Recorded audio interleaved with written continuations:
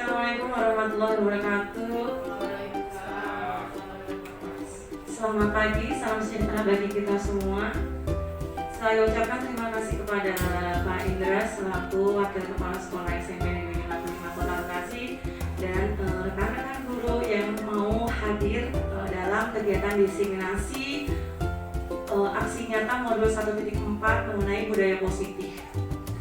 Baik, langsung saja ya teman-teman.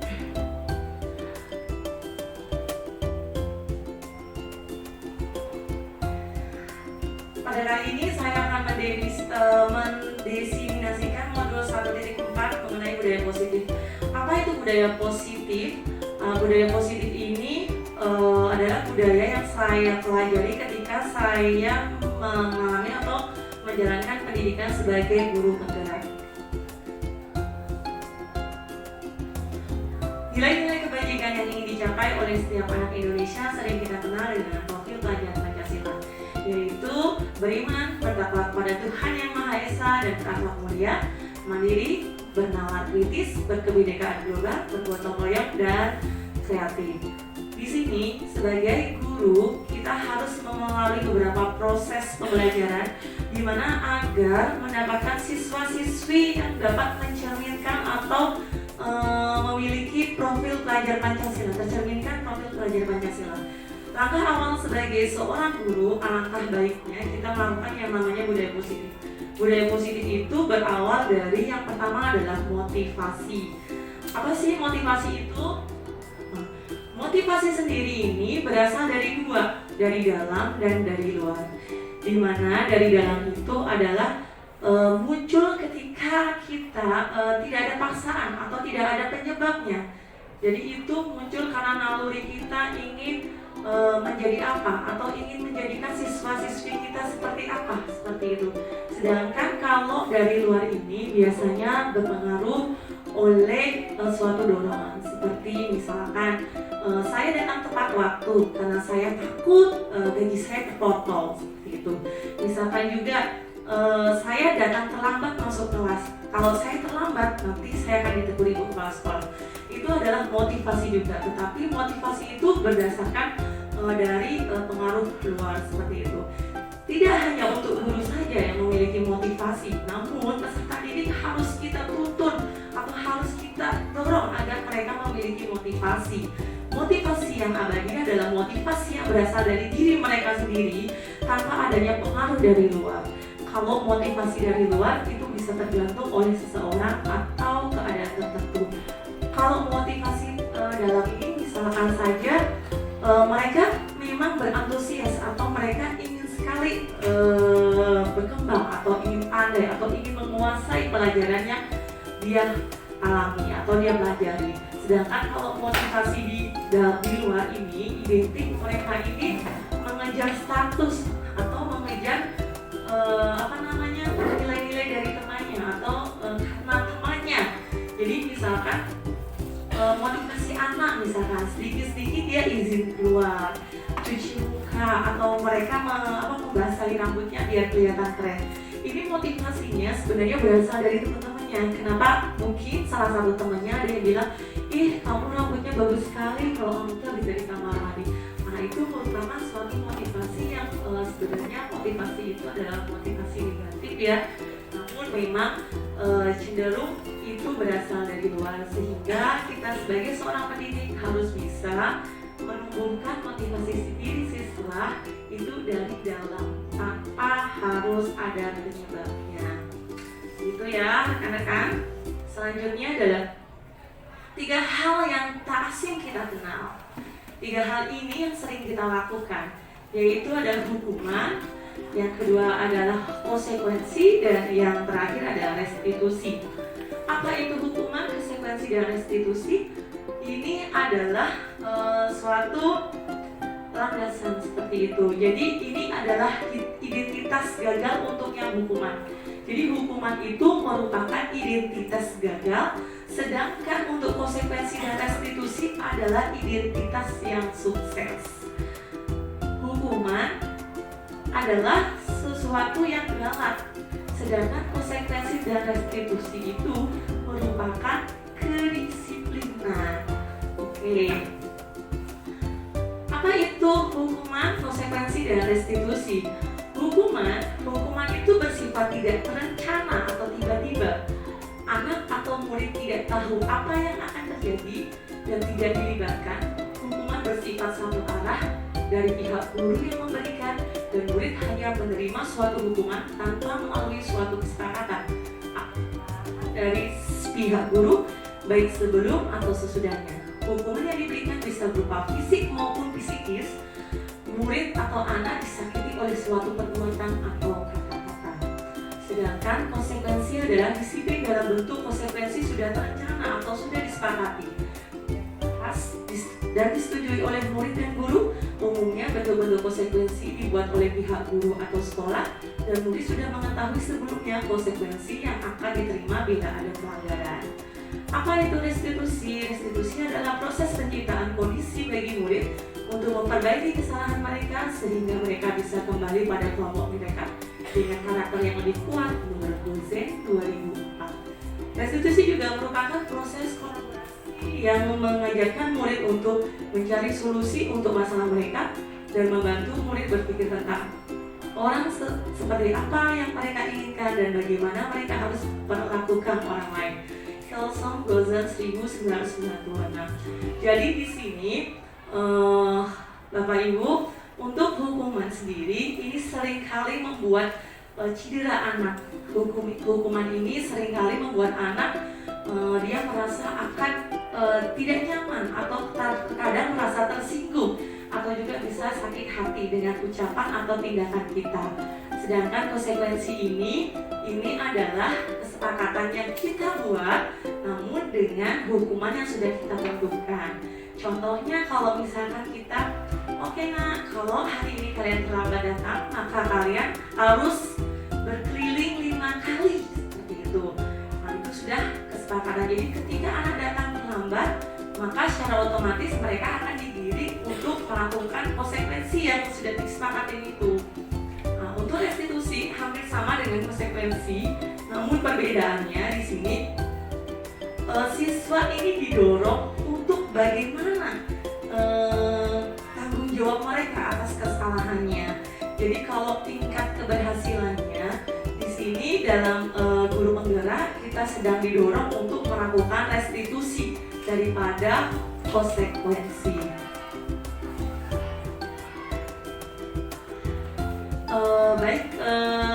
Budaya positif yang berikutnya adalah keyakinan kelas. Kemarin kita sudah mendapat informasi dari ibu kepala sekolah bahwa kita harus membuat keyakinan kelas. Apa sih keyakinan kelas itu? Ya, keyakinan kelas. Perlukah kita membuat keyakinan kelas? Kalau menurut ibu-ibu gimana nih Bapak Ibu nih? Keyakinan kelas itu perlu atau tidak ya? Perlu atau tidak? Oh iya. Jadi keyakinan kelas ini memang perlu dilakukan. Kenapa? Karena ini adalah suatu kesepakatan antara guru dan siswa di dalam kelas. Jadi tidak bisa diwakilkan oleh siapapun. Jadi setiap kesepakatan yang terjadi di kelas itu tidak sama dengan kelas yang lain. Nah, jadi seperti itu. Apakah kesepakatan hanya terjadi di dalam kelas? Tidak. Kesepakatan juga berlaku di lingkungan sekolah. Kalau dia di lingkungan sekolah, kesepakatan yang harus dibuat adalah pimpinan ibu kepala sekolah dan staf, TU dan guru-guru semua, komite, siswa, dan mungkin masyarakat sekitar. Jadi ini bisa kita lakukan secara bersama-sama untuk membuat suatu kesepakatan yang harus nantinya kita lakukan. Di sini ada panduan membuat keyakinan kelas. Untuk yang pertama adalah menggali peraturan-peraturan yang perlu disepakati di kelas. Contohnya misalkan kita di sini kan punya peraturan ya, kalau nggak salah peraturannya ini misalkan tidak datang terlambat seperti itu. Misalkan untuk siswa dilarang untuk membawa handphone. Nah, ini adalah peraturan-peraturan yang sudah ditetapkan di lingkungan sekolah untuk siswa. Nah, selanjutnya adalah dari peraturan-peraturan peraturan yang sudah dibuat dengan kalimat positif. Kira-kira Bapak Ibu paham tidak ya? Jadi peraturan-peraturan itu dirubah ke dalam bentuk kalimat positif. Kira-kira bagaimana ya? Kalau misalkan dilarang datang terlambat, itu merupakan kalimat positif atau kalimat negatif ya? Negatif. Oh, kalimat negatif, iya. Jadi itu merupakan kalimat negatif. Jadi peraturan itu bisa kalimat positif, bisa juga kalimat negatif. Tapi untuk keyakinan kelas kita tidak boleh menggunakan kalimat negatif. Jadi kita harus merubahnya ke dalam kalimat positif. Misal tadi dilarang datang terlambat. Kalimat positifnya berarti apa Bu Heni? Oh iya, harus datang tepat waktu. Ya seperti itu. Lo dulu Bu Heni ya. Oke, yang ketiga adalah menyarikan peraturan-peraturan yang sudah dibuat menjadi nilai kebajikan dan keyakinan. Di sini dari kalimat positif tadi kita jadikan suatu keyakinan. Kalau ini kan tadi yang datang terlambat itu kan keyakinan peraturan sekolah ya. Nah, kita kalau misalkan mau bikin keyakinan di kelas, maka itu bisa kita turunkan masuk kelas tepat waktu seperti itu ya. Misalkan kita ada di jam pelajaran ketiga atau yang berikutnya. Jadi nanti dari peraturan itu kita rubah ke kalimat positifnya, berarti siswa harus datang tepat waktu. Kalau misalkan siswa dilarang menggunakan handphone, berarti untuk keyakinannya bagaimana ya kira-kira? Jadi dari kalimat positifnya dulu nih, gimana nih? Ada nggak Bapak Ibu yang bisa misalkan siswa dilarang membawa handphone seperti itu? Gimana kalimat positifnya Bu Didi?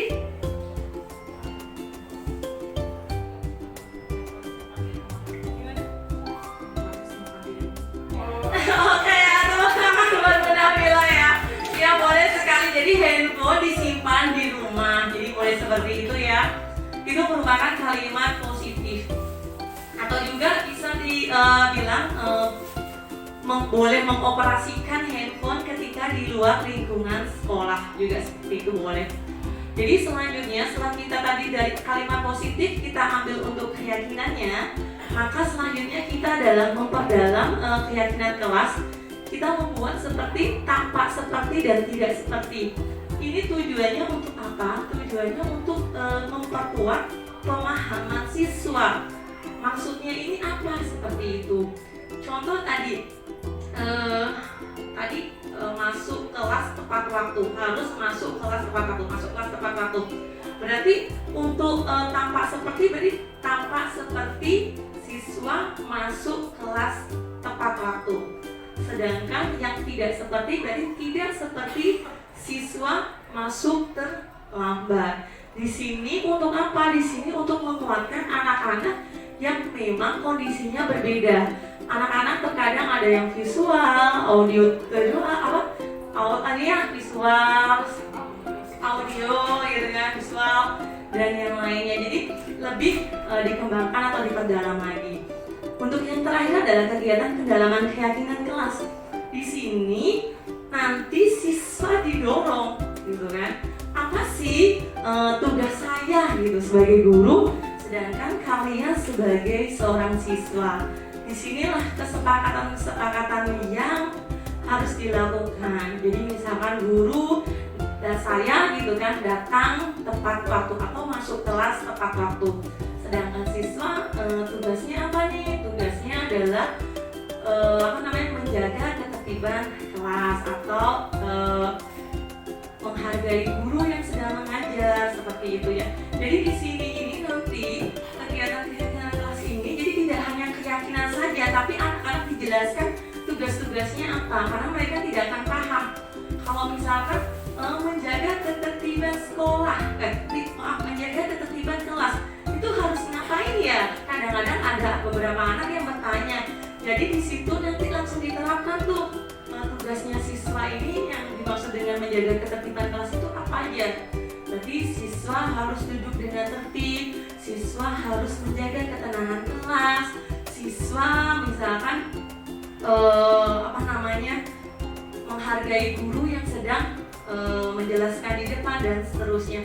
Jadi mereka lebih paham seperti itu ya.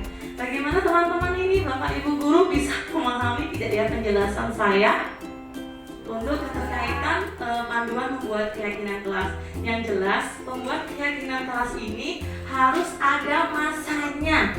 Jadi ada expirednya.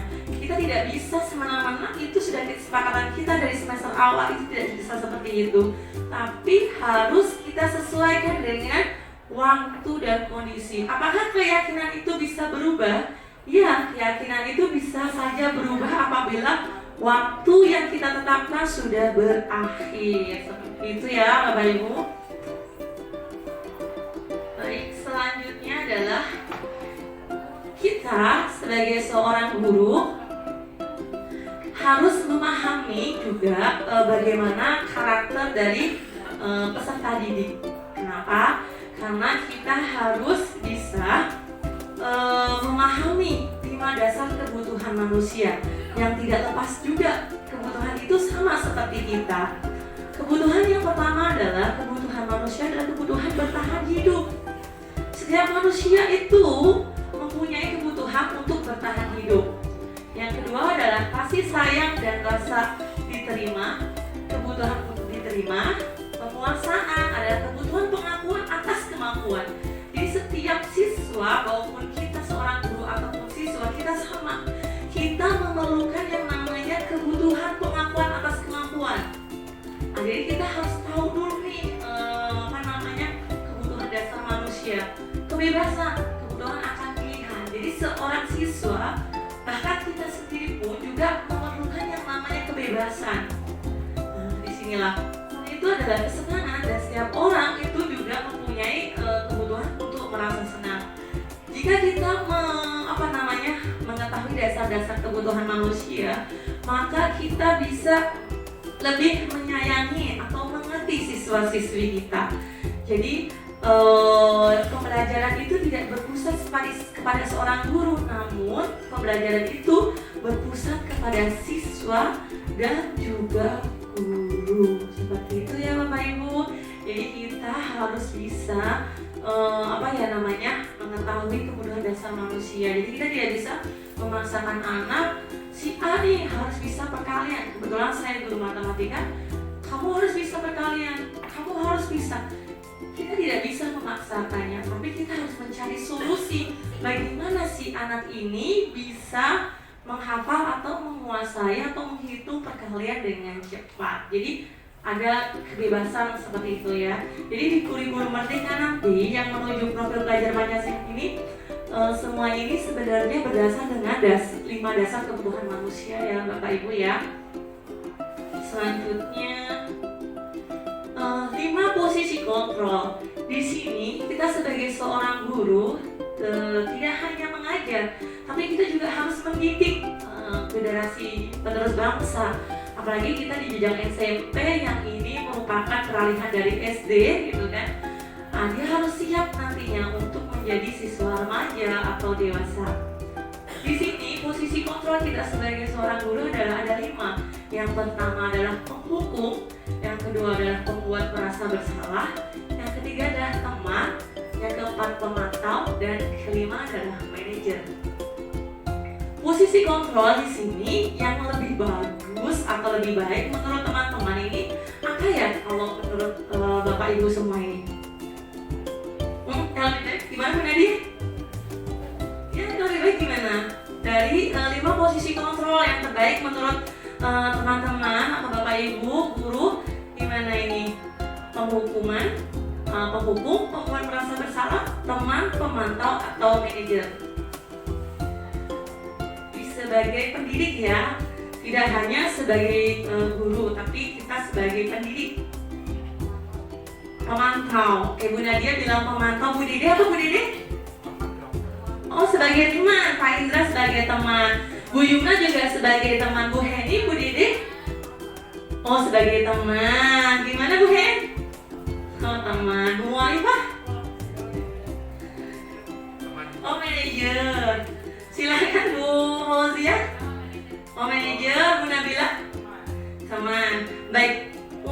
penghukum sudah tahu ya Bapak Ibu semuanya. Untuk penghukum ini hasilnya anak akan cedera hatinya. Ya, seringkali itu merasa dendam bisa-bisa atau tersakiti hatinya seperti itu. Jadi kalau penghukum ini negatifnya lebih banyak. Kadang-kadang anak jadi nangis atau dia jadi ada rasa dendam, bahkan rasa benci seperti itu ya, karena penghukuman. Nah, sedangkan pembuat merasa bersalah ini adalah di mana seorang guru atau seorang pendidik membuat siswa tersebut sadar akan kesalahannya. Tapi kadang-kadang ini lebih parah dari penghukum. Kenapa? Kadang-kadang kalau anak sudah merasa bersalah terhadap bapak ibu gurunya atau bapak ibu tendiknya gitu, takutnya dia merasa aku tuh kayak gagal hidup gitu. Nah, itu jauh lebih parah gitu kan. Takutnya dia yang mentalnya nggak kuat, dia bisa melakukan hal satu, dia bisa mengucilkan diri, bahkan dia bisa putus sekolah, bahkan kalau dia tidak kuat iman, dia bisa mengakhiri hidupnya karena menganggap dirinya itu tidak berguna. Seperti itu ya Bu, Bapak. Jadi yang berikutnya adalah sebagai teman. Untuk sebagai teman ini sebenarnya bagus untuk teman. Jadi siswa-siswi kita akan lebih dekat kepada kita. Dia akan terbuka, dia akan bercerita segalanya. Tapi ada satu kekurangannya. Apa itu kekurangannya Bapak Ibu? Kalau misalkan nanti dia sudah tidak dekat dengan kita lagi, maka dia akan bingung mau curhat sama siapa nih. Kalau dia mendapatkan masalah, misal dia sudah lulus dari SMP ini, maka di SMA dia bisa curhat nih sama Bu Heni misalkan. Apakah dia akan ketemu Bu Heni terus? Apakah Bu Heni bisa memberi pelayanan terus kepada siswa tersebut? Kan tidak. Jadi nanti dia menjadi ketergantungan. Sedangkan ketergantungan terhadap orang itu tidak bisa dikatakan ketergantungan yang abadi, tapi hanya sementara. Ya. Berikutnya adalah pemantau. Pemantau ini sebenarnya hanya seperti mengawasi. Jadi kalau misalkan contoh nih, ada anak datangnya terlambat, dia hanya cukup marah-marah. Kenapa kamu datang terlambat nih? Kamu tahu nggak kalau terlambat itu bakal diapain?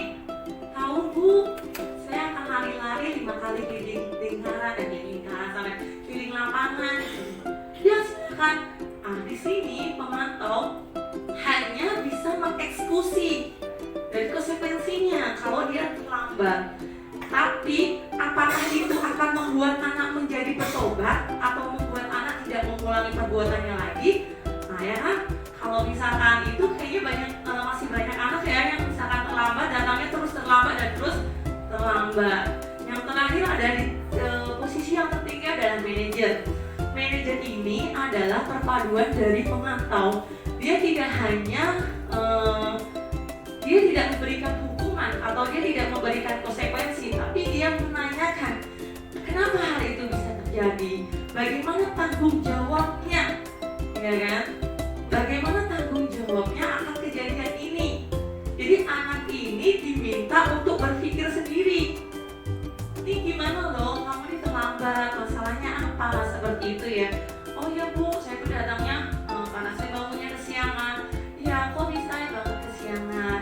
Terus kira-kira biar kayak bangun kesiangan seperti itu adalah menyadarkan siswa tapi tidak membuat rasa bersalah siswa. Jadi seakan-akan kita membenarkan dia, kita maksudnya tidak menyalahkan sikapnya, tapi kita mendorong dia untuk mempunyai keyakinan yang benar. Jadi seperti itu ya Ibu, Bapak. Jadi posisi kontrol yang lebih tinggi adalah di manajer. Baik, di sini untuk yang manajer ya. Di sini kita belajar mengenai segitiga restitusi. Jadi segitiga restitusi ini adalah pemecahan atau penjelasan dari restitusi. Restitusi itu berbeda dengan konsekuensi. Seperti itu.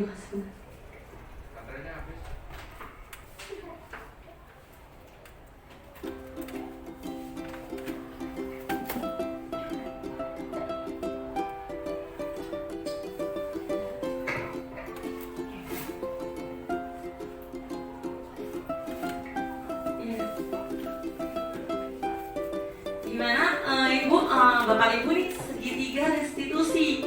Apa sih segitiga restitusi itu? Segitiga restitusi ini sebenarnya kan tadi restitusi ini adalah membuat siswa untuk bertanggung jawab atas sikapnya, atas kesalahannya. Jadi tidak menghukum atau tidak memberikan konsekuensi. Kenapa? Karena konsekuensi kan kadang itu juga membuat cedera ya. Misalkan konsekuensinya misalkan kamu tidak mengerjakan tugas nih gitu kan.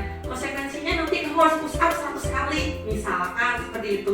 Itu kan membuat cedera anak ya. Maksudnya fisiknya dia juga lelah, apalagi kalau mereka tidak terbiasa push up, maka dia akan merasa kram-kram atau kayaknya kejang otot seperti itu.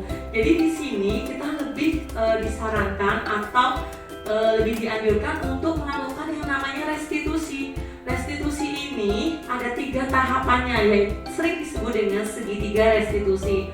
Yang pertama adalah menstabilkan identitas, yang kedua adalah validasi tindakan yang salah, dan yang terakhir adalah menanyakan keyakinan. Bagaimana sih menstabilkan identitas itu? Seperti contoh, setiap orang pasti pernah melakukan kesalahan. Kamu bukan satu-satunya yang pernah melakukan itu. Contoh misalkan ada anak yang terlambat ya ibu bapak ya di sini. Jadi kita akan berbincang secara halus dengan mereka. Oh ya nak, kamu hari ini terlambat. Ya, setiap orang pasti pernah melakukan hal itu. Bu Vita juga pernah kok terlambat seperti itu ya contohnya. Terus jadi bukan kamu saja yang terlambat. Dan yang kedua adalah tindakan validasi tindakan yang salah. Jadi kamu tentu punya alasan mengapa kamu itu terlambat. Contohnya seperti itu. Nanti dia akan menjelaskan, oh ya alasan saya ini seperti itu. Dan adakah cara yang lebih efektif untuk mendapatkan apa yang kamu butuhkan? Jadi di sini siswa tidak disudutkan atau ngejudge kalau dia itu salah seperti itu. Jadi mereka hanya dibuat kesadaran kalau dia itu salah, tapi dia sendiri yang ngomong, bukan kita yang mengucapkannya seperti itu. Dan yang terakhir adalah menanyakan keyakinan. Keyakinan kelas apa yang telah kita sepakati? Kalau misalkan dia datang ke sekolah terlambat tadi, maka keyakinan atau tata tertib apa yang telah kita sepakati atau yang sudah ada itu. Terus kamu ingin menjadi orang yang seperti apa? Nanti di situ akan memunculkan siswa itu berusaha untuk memperbaiki kesalahannya, sehingga di segitiga restitusi ini dapat membuat anak bisa sadar dengan dirinya sendiri tanpa ada paksaan dari orang lain. Seperti itu ya Bapak Ibu guru ya. Jadi pada pendidikan guru penggerak ini tidak ada lagi yang namanya hukuman, tidak ada lagi namanya konsekuensi, tapi kita didorong untuk bisa melakukan restitusi dengan tahapan segitiga restitusi. Semoga Bapak Ibu bisa memahami penjelasan saya atau definisi saya mengenai budaya positif ini. Dan cukup dari saya ya. Terima kasih. Apabila ada salah kata, saya mohon maaf. Tapi sebelumnya nih, ada nggak yang mau ditanyakan nih? Rekan-rekan mau ditanyakan nggak? Ya memang memerlukan waktu yang lama untuk segitiga restitusi, tapi tingkat keberhasilannya setelah disurvei itu jauh lebih bagus peningkatannya daripada dengan hukuman ataupun konsekuensi. Jadi seperti itu ya Bapak Ibu ya. Baik, cukup sekian dari saya. Saya mohon maaf yang sebesar-besarnya dan mengucapkan terima kasih atas segala partisipasinya. Wabillahi taufiq wal hidayah. Wassalamualaikum warahmatullahi wabarakatuh.